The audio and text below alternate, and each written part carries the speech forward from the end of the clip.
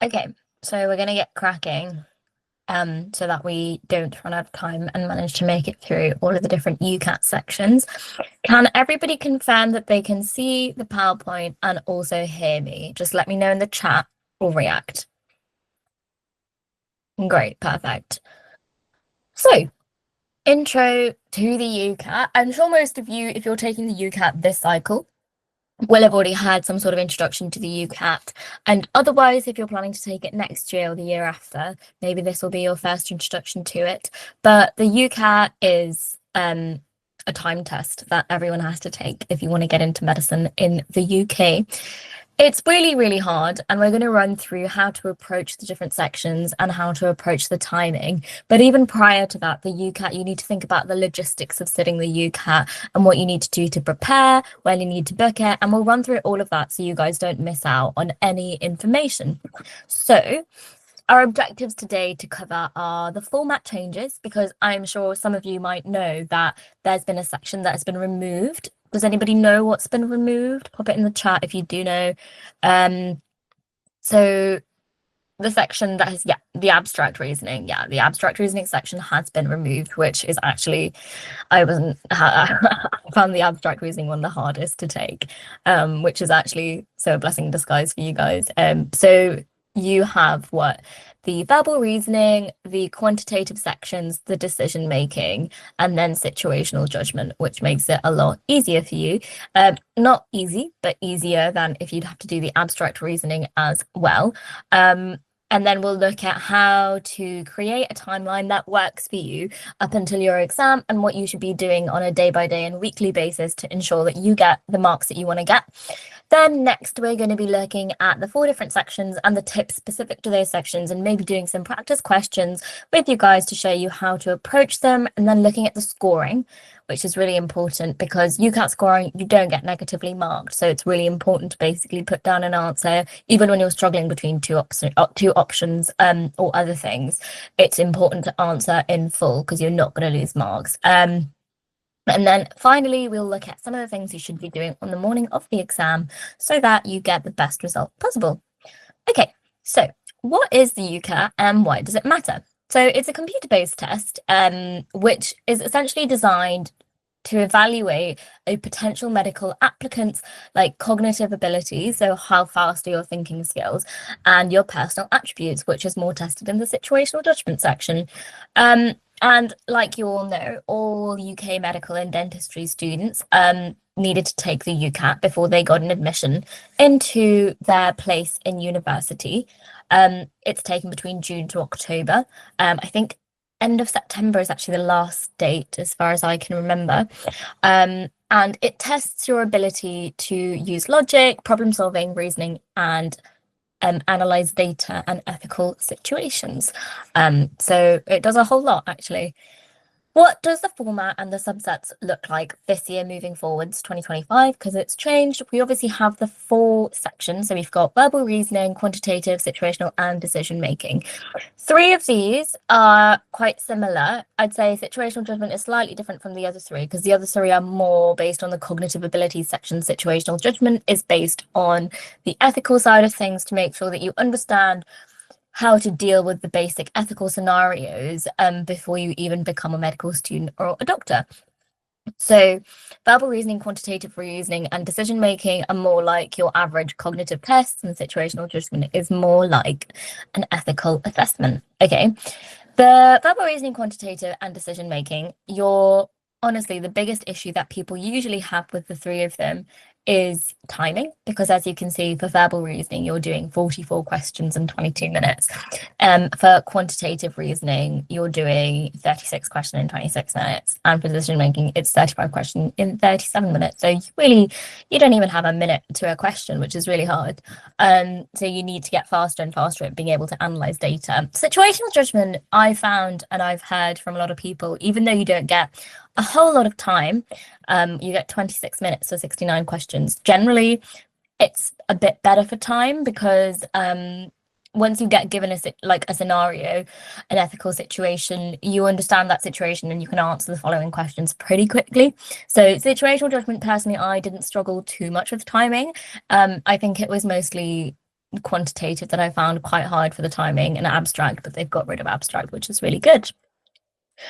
Okay, so what are the different subsections? For verbal reasoning, you'll have passages and texts, and each passage and text will have an associated, usually 5 to 10 questions, where you're supposed to be able to quickly scan and read texts and information, and then make decisions and conclusions and inferences from that text to be able to answer the questions. Sometimes these are going to be direct inferences where the answer is given in the passage, but more often than not, because they want to make it tricky, it'll be an indirect inference where they'll say 2 things in the text and they'll ask you to come up with the 3rd thing from that information or based on it. So you need to be able to develop that skill to make an intelligent inference. Quantitative reasoning, math skills, the actual content of quantitative reasoning isn't more than GCSE maths. It's just usually they'll give you a massive data set, like a graph or a table or something like that. And it's a lot of dense information to get through. So it's being able to then recognize what information you actually have to look at to find the answer and do the calculation. Because usually they give you way too much information and you only need a part of it. Decision making, so prioritize yes no questions, because you'll have 2 different types of questions usually. Some sets where you just have to decide whether the statement that they're saying is correct or incorrect. Sometimes they'll ask you to make inferences or draw conclusions, and those are the hardest ones. Avoid assumptions. I'm sure if any of you have done practice questions on decision making, you will have realized that a lot of the questions are phrased in a way where they'll slip in very sneakily commonsensical knowledge that you all will have, but you're not technically told in the question. And that's where it gets tricky. They do this quite a lot, where you then end up marking an answer or coming to a conclusion based on your own knowledge because you're all clever, instead of looking at the information provided in the question. And that is the biggest slip up that students usually do in decision making. So that's something to look out for. And then situational judgment tests your professionalism, empathy, ethics, and real world clinical judgment. So I think people sometimes slip into that track of basically being like, oh, I don't need to prepare for situational judgment. It's just a call on how to manage ethics. And I'm a good person, so I should be able to do that, which isn't at all true, because even if you are all good people and understand a moral code, the issue with situational judgment is that there's often particular specifics about situations which you can only know if you've learned how to respond to them, and we'll go through some of those questions today. But you don't fall into the trick of not revising for situational judgment, because there's a lot of scenarios on there which you will only come across if you do the practice questions, if you read about them, and even if you think that you generally will ethically know how to answer the question, sometimes the ethics are different from what you expect, so it's important to go through it properly. Okay, what to expect in your UCAT. So like we said earlier, your abstract reasoning section has been removed from the UCAT. And then apart from that, you start off the UCAT and you do each section one at a time. So you can't go back to the previous section. The order of the sections are your verbal reasoning, decision-making, quantitative reasoning, and situational judgment tests. Like it says there, there's no return. So within the section, in the time that you're given for each section, you can flag questions, you can come back to the questions within that section. So if I was doing the verbal reasoning one and I found question 2 really hard and I found it too time consuming, I could flag it and then come back to it at the end of that section, so I didn't waste too much time. Can do that. But if I'd moved on to decision making, I could then not go back to the verbal reasoning question. So important to make sure that in the last couple of minutes of each section, even if you don't 100% know what the answer to any questions are, put one down just in case you get it right. It doesn't do any harm. And then actually using what they provide you. So in the test itself, they'll give you a laminated notebook. So it'll be almost a whiteboard situation to do any calculations. I found it quite useful, especially for the quantitative reasoning. If you ever needed to write something down or visualize something for decision making, it was really helpful. So make sure you have those. You can also put your hand up and ask for more. I had to ask for 4 more. There's a calculator function, as I'm sure you'll know if you've done the practice test. There's a calculator function in the test itself for quantitative reasoning. It's not your extensive calculator that you'll have if you're doing A-level maths or even GCSE maths. It's a very basic calculator on your screen, and you actually have to type in the numbers or use your mouse to be able to essentially use it. Let me just have a look at some of the questions that we've had so far. Are you allowed paper and quantitative? So yeah, we talked about that. You've got the whiteboard. The wording really throws you off. The wording does really throw you off, and that's where practice really comes in, because you get used to how they ask you questions. What order do they do it in? So we've just said they do it in verbal reasoning, decision making, and quantitative reasoning, then situational judgment. Is there a timer to tell you the end of the section? Yeah. So I don't remember whether it was in your left top or right top corner, but one of the corners will have a timer as to how much time you've got left or how much time you've spent. I don't remember which way around it goes, but you will be able to track your time. And it will automatically cut off when your time ends. So it'll just move on to the next section. You get a couple minutes between each section so that you can sort of decompress. Take those 2 minutes to sort of decompress. Don't start getting panicked about the next section. Just like rest for 2 minutes and let your brain relax so that you are well prepared for the next section. How far into your preparation should you do a UCAT mock? Honestly, the earlier you start is probably better because you get used to the timings. We'll get on to actual specifics about preparation in a bit. If your mental maths this week, should you work on that for the UCAT? Yeah, that will be really helpful for the quantitative and probably decision-making section as well. So maybe, I mean, to be honest, you can probably just work on it by doing the quantitative reasoning sections and just doing, because there's so many resources out there, just doing loads and loads of those questions. GCSE topics using Maths Genie. I never did that personally, but I also did A-level maths, so I don't know how helpful going over, because the GCSE topics are very, very vast, and they only ask a very small subsection of it in the UCAT, which is like data interpretation, statistics sort of stuff, basic maths. They don't really use a lot of the GCSE topics. Should you practice speed reading for the VR section? Okay, so these are now getting into subtest specific questions, and we'll look at them when we concentrate on each subsection. Okay, so UCAT common myths and misconceptions. You can't prepare for the UCAT. You're all here, so I hope you know that you can prepare for the UCAT and you should prepare for the UCAT. Otherwise, you will not do as well as you're capable of at all. UCAT is basically an IQ test. True to a certain extent, but a certain extent is the key word there, because you can prepare for the UCAT, and like most things in life, 95% of it is about preparation and how much you've worked for it. So I would be hesitant to say that it's an IQ test. I can only get an offer with a near perfect score. That's just absolutely not true. Most of the people in Oxford right now got UCAT scores of like, they were very good UCAT scores, but it was about high 2000s, like into the 3000 sort of thing. But the whole thing with the UCAT is that you are applying strategically. So based on what score you get, you look at what universities, maybe if you get a high score like I did, look at what universities prioritize the UCAT so that you can make use of it. If you didn't get so high a score, then look at universities that don't prioritize the UCAT. Off the top of my head, I think Birmingham doesn't prioritize the UCAT, or at least it didn't back in 2019 when I was applying. But there are definitely unis out there, some which don't consider it at all, some which consider it less than GCSEs or A-level. So have a look and create like a spreadsheet based on your score as to which unis you should apply to based on your score. Because strategically applying is the whole key to getting into medicine in the UK. Okay. Because a section got removed, which score will now be considered a strong score? Yeah, they went over predicted scores yesterday. I'm not super sure on that, but you can probably ask Dr. Yusuf about that one. Okay, dentistry UCAT is easier, skipping questions. Dentistry UCAT is easier. You take the same exam, so that doesn't really apply. It's going to be probably equally as competitive. Skipping questions is bad. Now, like we talked about earlier, skipping questions is sometimes a really good idea, especially if you think you're going to be wasting time on a really hard question. They're all worth 1 mark. So if you're taking more than the allotted amount of time for one question, skip it and come back to it at the end of the section. And if you don't have enough time, just put an answer down and move on. Skipping questions is bad if you leave them unanswered. You should never, ever leave a question unanswered at the end of the section. You should always, always put an answer down, even if you're not 100% sure.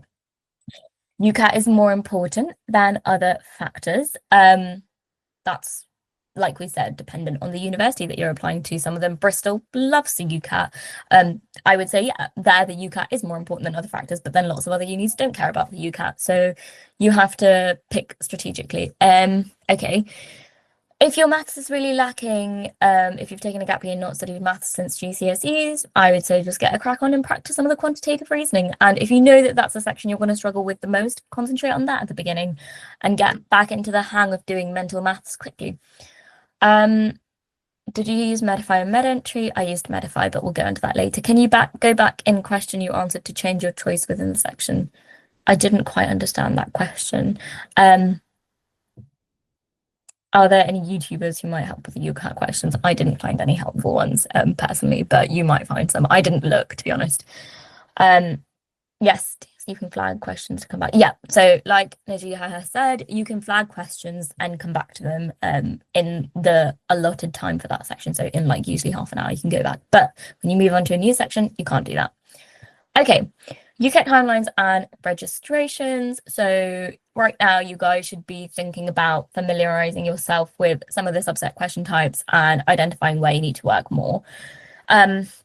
If you're taking I personally would recommend taking your exam in August time. I actually took my exam, and this is very controversial. I took my exam right at the end of September. People say that's not a good idea because you've obviously got your applications in mid-October, so you want to leave some time, but I found it helpful to have that extra time and I could manage it with my schoolwork, and I'd done a lot of my application stuff already, so I got my personal statement like I did it at the same time in the summer. I got my personal statement, all my recommendation letters, all of that done in the summer while also prepping for the UCAT. So I took it at the end of September.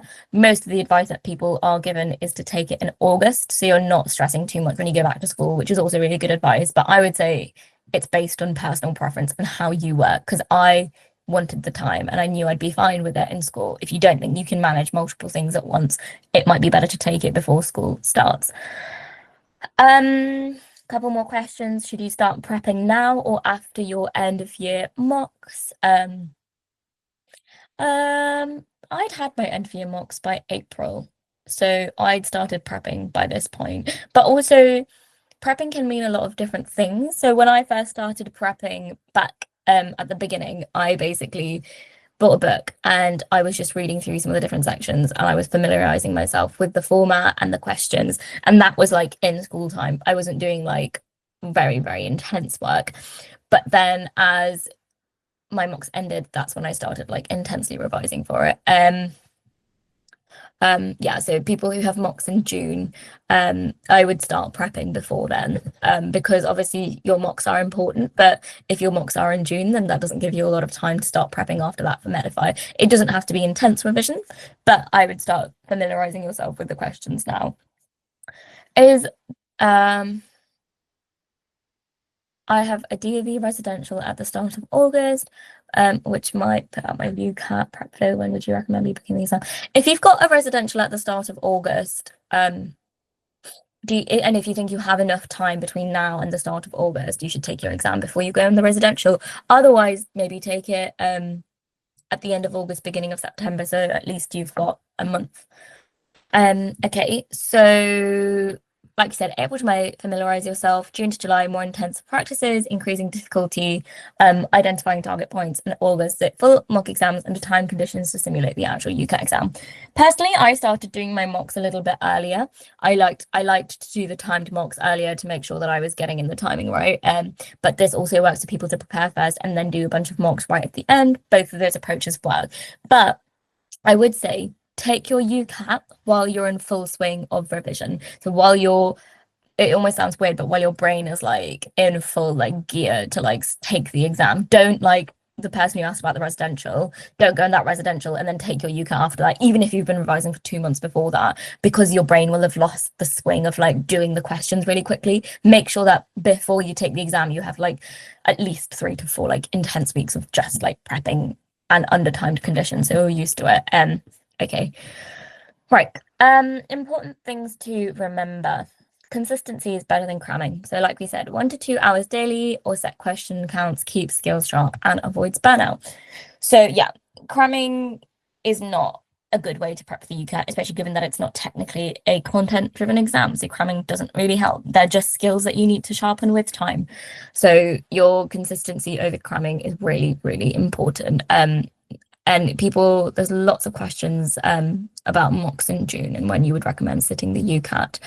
Yeah, I agree with saying end of August, beginning of September if you've got mocks in June, because that gives you 2 months to properly like revise for it without having to cram in a month. Um,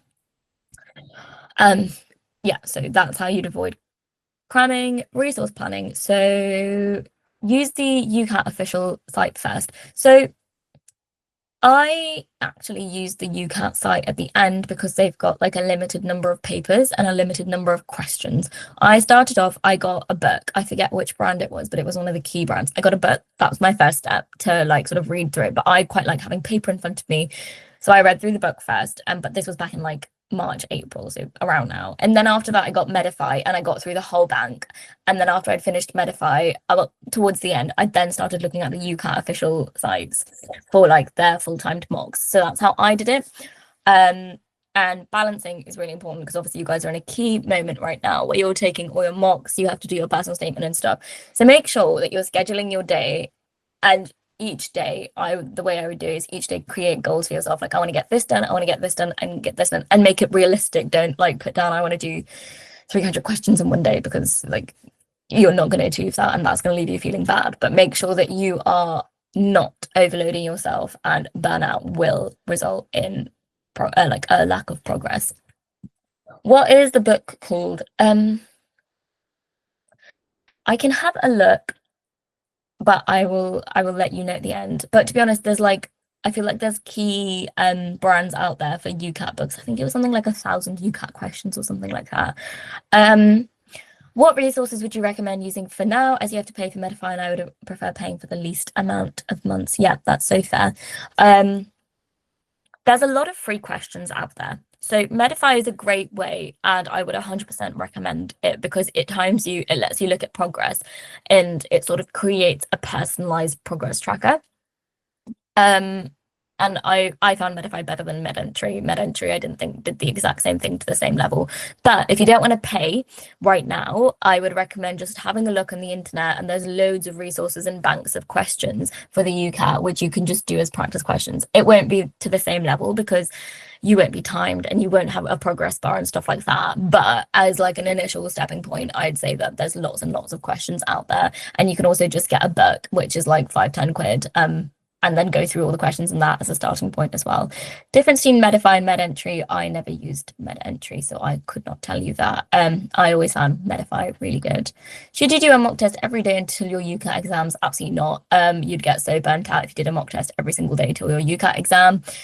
Doing them fairly frequently is good. I think I did a lot of the subtests in Medify where I did quite a few times, like mini tests, which are a lot better because you don't get burnt out. But then like full mocks and stuff, I think in total I must have done about 10 to 15. Do you think AI can be useful? I don't know. So I don't know whether AI will generate questions to the same level that you'll be tested out for the UCAT. It can be really helpful. I'm not going to deny the uses of AI, but I would not particularly go ahead at promoting it right now because I don't know whether it's going to be at the same level to your UCAT questions. Is a medic portal a good resource for the UCAT? I think I used it a bit. It had some good questions, but like I said, Medify would be the best one. I would do the monthly package and cancel after 1 month. Yeah. Would you say that the Medify questions were harder than the actual test? Lots of rumors about that, and I'm going to refrain from commenting on it really because I don't want to put you guys in false hope or maybe have you slacking off or working too hard. I would say that about par. Do the Medify questions like you do the actual exam. Okay. Registration and booking. Don't miss the window.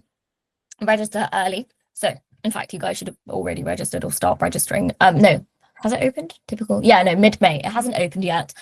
So you guys should register as soon as you can so you can get the date that you want to. The longer you leave it, the more likely it is that you'll be forced to choose a date that you don't want to take because the other dates are booked up. So you should choose a date that you want to, and you should go basically when registration opens.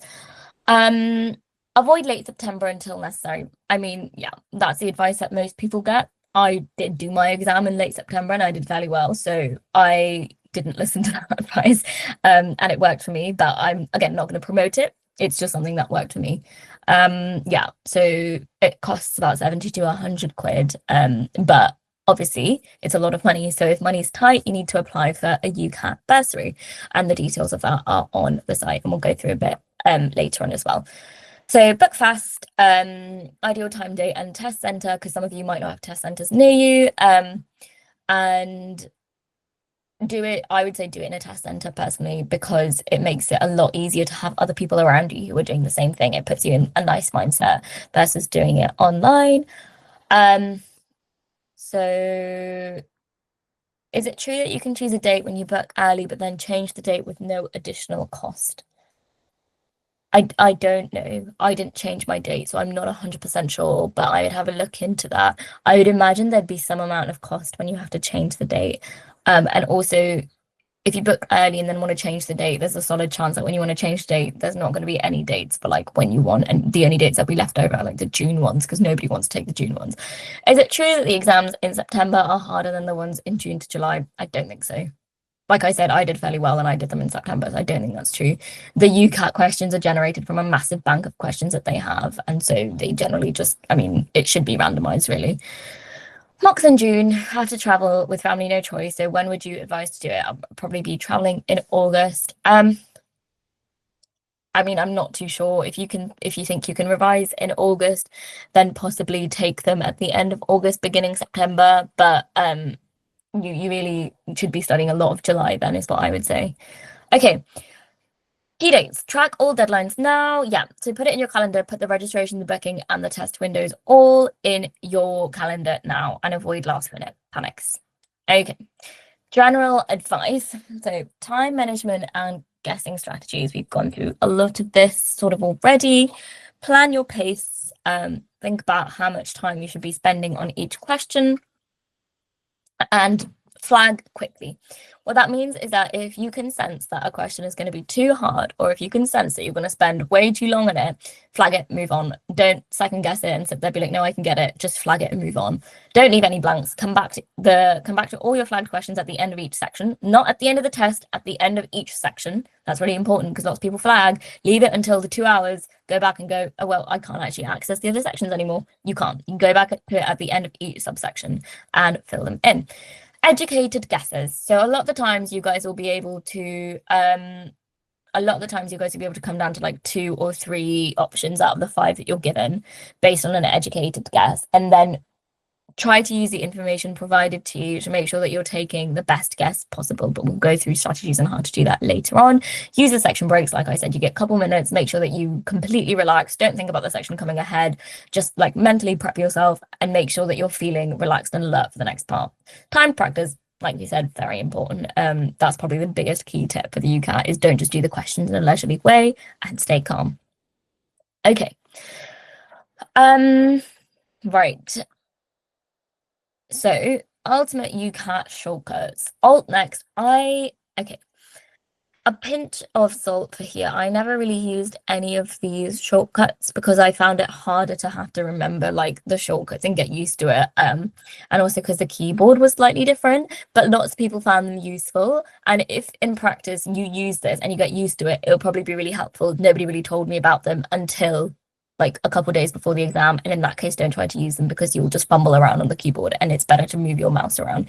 But these are some of the shortcuts if anyone wants to take a screenshot and note them down. So you've got Alt next, Alt N for next question, Alt P for previous question, Alt Z for calculator, Alt F for flag question, and Alt V for navigator window. I will say with the calculator, because you've got a number pad on your keyboard, it's really helpful to just type in the numbers instead of using your mouse to like individually click the numbers into the calculator. You can just use your keyboard for that. That I did do, and I found useful. Okay, so what are the resources that Aspiring Medics offers? You get UCAT group tutoring. You get the online course, and you get the YouTube playlist. So if someone was asking about what YouTube resources might be useful, you might find the Aspiring Medics UCAT YouTube playlist quite useful. Recommended resources. Okay, so the official UCAT resources are obviously the most helpful port of call because they'll tell you exactly what the exam will be like. So you get full mocks and question sets which match real test style and logic of the actual exam. Trusted question banks. Medify, like we said, offers breadth and depth and gives detailed feedback. That's a key thing about Medify, is that it gives you feedback on all the sections and it gives you personalized sort of progress tracking, which I found really helpful. GMC guidelines, review the GMC good medical practice, especially the duties. That's definitely helpful for the situational judgment section. So it's really helpful to go through the GMC guidelines, but don't be fooled into thinking that just because you've read those guidelines, again, you know how to apply them to the situational judgment questions, because like I said, they can be quite mind-boggling and you need to be able to go through quite a few of them to be able to score highly and learn together. So peers can review shortcuts and alternative thinking you've missed. So yeah, especially for the situational judgment ones, I often find discussing it in a group setting with other friends who are also doing the UCAT is helpful because you can see perspectives that you didn't see before. People have advised to practice using the UCAT calculator. How do you actually do that? Like, where could you find it? I think the UCAT mock tests on the actual UCAT website will have the UCAT calculator, but apart from that, Medify doesn't have it. So I think that might be the only resource that has it. Where to practice first? Official materials, which mirror exam style and difficulty best. I actually would not advocate doing a whole mock test from UCAT, the UCAT website first, because I think it may be discouraging if you don't score highly, which obviously if you haven't done all the practice, you will not score particularly highly. But I personally, the way I broke down my practice for the UCAT was understanding each section and what it expected of me, and books came in quite useful there.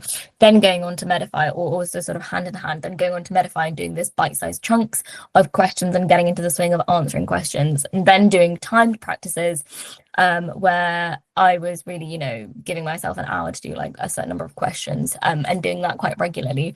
And then I started doing the mock exams. The UCAT website also, apart from having like full mock tests, also, sorry, someone asks, please can you go back a slide quickly? Which slide did you want me to go back to?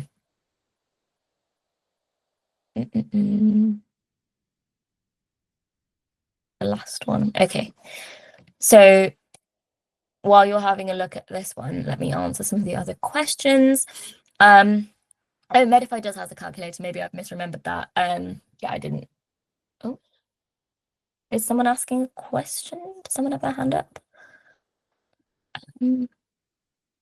Okay, so let me just have a look. Yeah, I didn't know that Medify had the calculator. Maybe it did when I was doing it. Maybe they've added it, but that's useful to know. When did I start revising for it? Probably I bought the books in Jan Feb, didn't really read them for a while. Then I started reading them in like April, March, and then I got Medify and started practicing like May onwards. And then I'd say I did concentrated revision June, July, August. And then I did my exam in September. But also keep in mind that I had to prep for the UCAT and BMAT sort of side by side in September, because my BMAT was beginning of October and my UCAT was like the last week of September. So I did in September, August time, I was also prepping for the BMAT, which you guys don't have to do. Does it matter which book you buy? No, most of them are like have pretty much the same information. When should you buy Medify? Whenever you think it will be useful to you. I found it useful to have it for a longer time because I found it really useful to monitor my progress over the course of like a couple months. But if you don't think it'll be useful for a couple months, then maybe not. Okay, best time to set the UCAT. Aim for late August UCAT date to maximize summer stress and avoid school term stress. Yeah, I mean, I think that's key advice. Like I said, I didn't do that, but also that really doesn't work. What I did doesn't work for a lot of people. So I'd say this is probably, if you're unsure, go for late August if you can do that. Avoid clashing with year 12 exams or holidays. Plan tests after exams, but not right before holidays or work experience. So yeah, like we said, you want to be in the swing of things when you're taking the test. And that's why mid to late August is great, because you balance your prep time and avoid the September school return. So what do you think is Medic Mind has some free questions? Yep. Could you repeat which book it was? I think it was something like 1,000 or 3,000 questions, UCAT questions or something like that. I'll find it at the end. What do you think is a good time in the day to do a book? Midday? No, I actually have very, very strong opinions on this. Morning. Take the earliest test you can. And I'll tell you why, is because you get up and maybe do like a couple questions for like 10-30 minutes to warm your brain up and then go do the exam. If you take it midday, you're going to fall into that habit of waking up early, spending 3 hours like revising for it, and the UCAT, again, not a content exam, your brain's going to get tired. If you spend 3 hours revising before the test, your brain's going to get exhausted, it's going to get into the test, it's not going to be at its peak mode. If in the morning, you're going to wake up fresh, you're going to be re-energized, and you're going to have maybe practice a little bit to warm your brain up, but the key thing is rest. Okay, aspiring medic package. I'm really sorry, I'm not too sure on the aspiring medic package. You're going to have to get in contact with Dr. Yusuf. What should you do if you fail your UCAT? First of all, you can't fail your UCAT. Second of all, if you get a slightly lower score, then strategically apply to unis which don't think about the UCAT or consider it as much as other unis. If your score is too low to apply for those unis, I mean, I think the best thing to do would probably, if you're keen on doing medicine, take a year out, prep for it in that year, and then retake it the next summer. Yeah, you get your scores right after the exam. With the new removal of AR, what do you think would be the equivalent of 3,100? I'm not too sure. I think that was discussed yesterday. Okay, best time to sit the UCAT if you've taken a gap year or you're in year 13. So the question about reapplication is, so book early again, June, July, August to allow rescheduling, and then avoid September.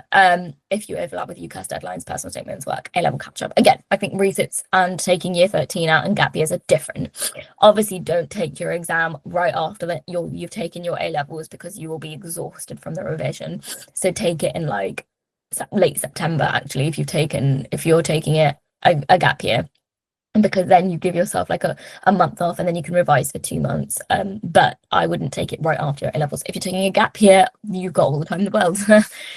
But still, if you've got particular deadlines in September, maybe take it a bit earlier. Okay. So stress avoidance, start early and avoid busy periods to stay focused. Yeah, like we said. So starting now would actually be ideal. This conference has come at a great time for you guys, so you can get into motion after this. Avoid clashing with work experience, EPQ and volunteering. I think it's easy to say that, harder to actually do, because obviously this summer is really key. A lot of you will be doing EPQs and work experience this summer and volunteering. So I think by avoid clashing, what we mean is more schedule your date properly. So if you know you're going in to volunteer at the hospital from 9 to 12, you know that. Then what you do for the rest of the day is, oh, okay, I also need to work on my EPQ and UCAT, but I also need some downtime. Okay, so after the hospital, I'll give myself a couple hours off, then I'll do my UCAT prep, and then I'll give myself a couple hours off, and then I'll work on my EPQ. So that sort of thing. Learning how to understand your time management is important, because you will have other commitments. You can't really avoid them. Okay, early versus later exam days. So early, yeah, if you book it early, then you can reschedule. Or also you might get an early score and it gives you more time to think about what unis you want to apply to. Mid-August is the one that's generally promoted the most, because you get a balanced test date option and you get to revise for most of summer. Late September is more prep time, but risk of no slots or reschedule. That's the thing. So I booked it for late September. So if I hadn't managed to take it then I couldn't have rescheduled it. Massive risk. But you do get more prep time. So yeah, you must pay the full exam fee yourself unless you apply for a UCAT bursary, and you don't get any refunds after the cutoff. And if you apply later than when it's released, you're going to have fewer choices of the slots, and there's no extension on the payment deadline, unfortunately. So access arrangements for the UCAT. So that's for people with learning disabilities or physical disabilities. And you generally have to tell the UCAT exam board when you're applying, and you have to let them know, and you get sent a code to book a modified exam, which corresponds to what you need to be able to sit that exam to your full ability. When to apply, so like we said, they open in May. Deadline is usually mid-September. Don't ever leave it that late. Approval time is at least 10 days before booking, and allow time for approval and slot availability. Okay, so if you are eligible for the UCAT bursary, it covers 100% of the UCAT fee, and it's usually eligible for people who are receiving free school meals, 16 to 19 bursary, universal credit or household benefits, and you apply with your supporting evidence when you're applying for the UCAT generally. The bursary timeline is apply before booking to avoid paying upfront. it might actually be open now, given that your UCAT registration is opening in a couple of weeks. You can request for a refund if you apply after the booking. So if you book your UCAT and you have to pay the £70, even if you apply for the bursary after that, you should get the money back. But the final deadline is late September. Okay, so that was sort of a general outline and logistics. And now let's get into actual tips about the UCAT itself. So we've gone through the timeline, take it July to early October before year 13 picks up, and ideal prep is 6 to 8 weeks, 2 months.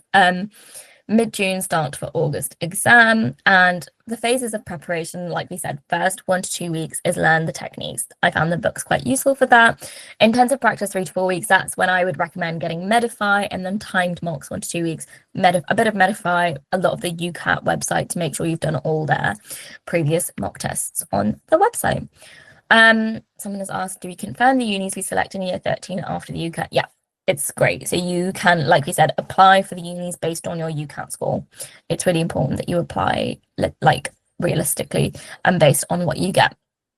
Study schedule. We have a study schedule here. I mean, if you're in the summer, I'd say you can probably spend more than 1 to 2 hours in a weekday on your UCAT. I definitely did.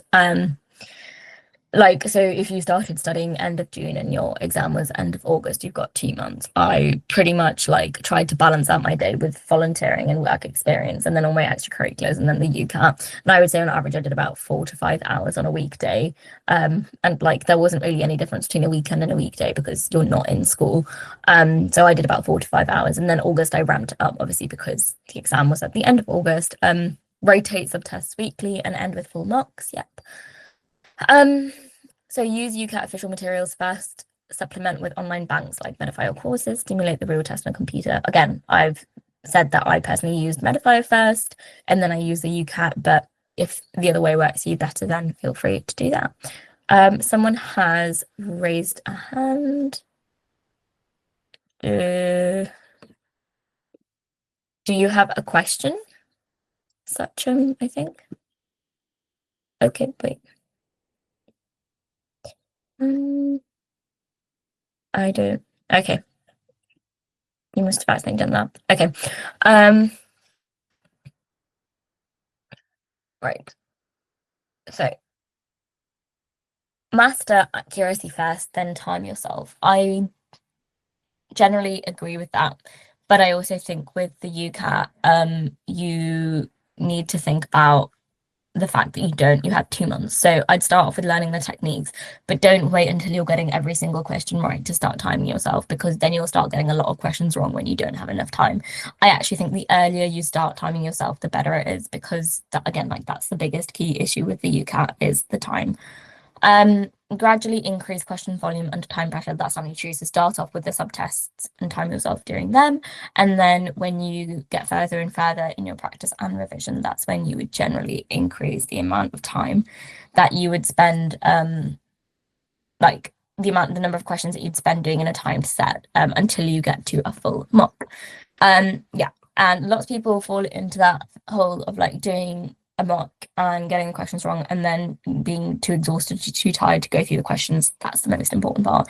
Go through the questions that you get wrong, and even the questions that you accidentally got right, because there's lots of questions that you'll tick and you won't be fully sure on the answer. Make sure you go through them, because that's how you learn. Otherwise, if you just do mocks again and again and again without going through them properly, you're not really going to learn. Nobody learns that way. You're just going to keep getting the same things wrong again and again.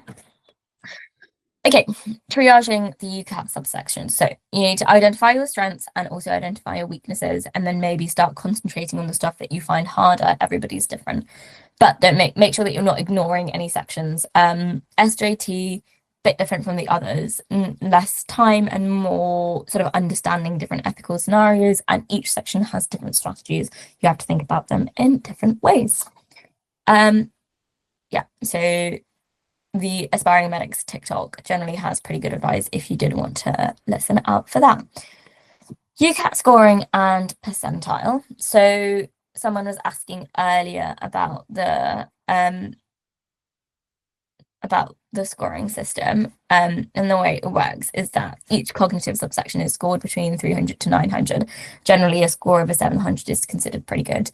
And the total score is max 2,700 now because you've got three sections. And then you've got SJT scored in bands 1 to 4. So there's, like we said, there's no negative marking. So guessing unanswered questions really helps. Like we said, someone has asked, how do you stay motivated and disciplined to practice consistently? What would you do if you really didn't want to practice, but you knew you needed to?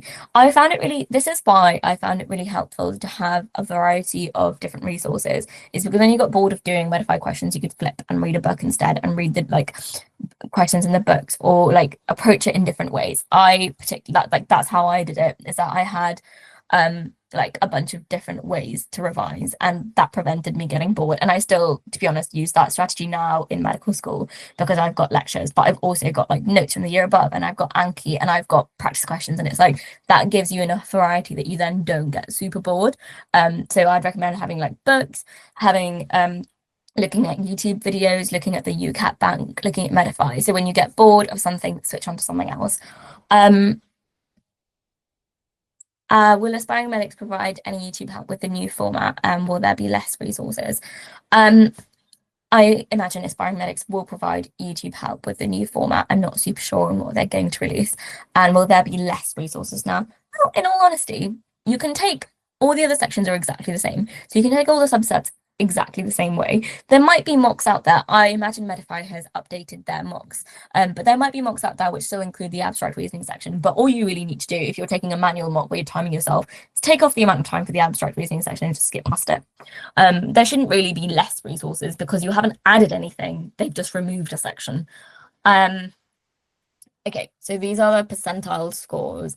So you might have gone through this yesterday, but this is what, I mean, obviously this particular exam hasn't been sat yet because they haven't sat the one without the abstract reasoning, but this is what's expected, is that most people score in that middle section there where the 50th percentile scores around 1,900. So anything above that is pretty good. The 90th percentile is 2,100 and above, and below 1900 you've got 1800 in the 40th percentile, etc. You should be aiming for 1900 and above for a competitive score. 70th percentile and above should get you into most unis, to be honest. But yeah, okay. One last point there, like we said, apply strategically to schools where your UCAT score aligns with their criteria. So look at what unis care about the UCAT more. If you get a high score, you get a slightly lower one, look at what unis care about the UCAT less. Okay. So medical school UCAT cutoffs, a high is over 2,100, South Oxford, Cambridge, Bristol, and Newcastle. Medium is 1,800 to 2,100. Yeah, Birmingham, like I said, cares a little bit less. Cardiff cares less, and George's, Aston, Glasgow, Dundee. And then there's a whole bunch in the middle and a whole bunch below that, which care less as well. Dental school, very similar. 2,100 is a really good UCAT score. That's usually you'd be aiming for Bristol, Manchester, Newcastle. Yeah, I'll go back in a second. And then medium is Sheffield, Glasgow, Birmingham, Dundee. So, but I'd also do your own research for this and make sure that you are targeting unis based on your UCAS score. Let me know when you're done with this slide, please. Is this out of 3,600? No, it's out of 2,700 because they got rid of the abstract reasoning section. So there's 3 sections now which are numerically scored. That's verbal reasoning, quantitative, and decision making, and each section is 900, so it's out of 2,700. The graph one before, okay. This whole session is being recorded, so you'll get a copy of it afterwards. So don't worry too much about missing anything. Okay, I'm going to move on. Yeah, great. So that's the dental school cutoffs, right? So situational judgment is an interesting one. Many universities assess situational judgment separately. Most universities actually do that. Band 1 and 2 is preferred. Band 4 may lead to automatic rejection. A lot of medical schools actually band 3 to 4 is automatic rejection. So really you should be aiming for a band 2/1. And with enough practice, you should know how to approach basically most of the ethical scenarios that they give you. So band 3 and 4, 4 is mostly an automatic rejection at every uni. 3 some unis might still accept you, but I'd have a look into that. Someone is asking, as an Oxford student, do you think they weigh knowledge over experience? Like if I do an online, will it be relevant in terms of knowledge? I think everything's useful, to be honest. I did a couple online ones. I did, what were those courses? MOOC courses. And I did a couple of like conference type things. And I also went in person chatted. I think everything is important. I don't, as an Oxford student, I think they cared about sort of holistic knowledge, if that makes sense, where you had understanding of what being a clinician was like, but you also were interested in the science behind it. You mentioned you completed the whole of the Medify question bank. How long did it take you to do that, considering they have a large bank of questions? About 2 months. I think it took me about 2 months, yeah. What the bands are, that's a good question. So band 1 just means that you scored like highest. That's the highest marks for the situational judgment. I think it's about 25. So imagine you score 75% and above. I think band 2 is like 50%. Band 3 is like 25%. Band 4 is like less. That's why I understand from it. But band 1 is basically what you're aiming for. It means that you get most of the questions right. Band 2 is slightly less. Band 3 is slightly less. And band 4 is the least. So that's what it means. Medical medicine admissions. So this is a general, actually, this might be quite useful to people to have a look at. Let me bring that up. So this, I'm not going to go into a whole lot of details, but you guys should come back to this or take pictures of this now, because it tells you how they care about the GCSEs, how they care about the A levels, and then the UCAT cutoffs. So that's really important based on what UCAT you're going to get. And then this is what I was telling everybody that they should have in their resources, because this is really important. So this has got basically all the unis in it and how they care about each aspect of your entry. So you can pretty much create a personalized application where you can look at unis that care about the things that you're good at and then get into those. And there's a similar thing for dentistry here.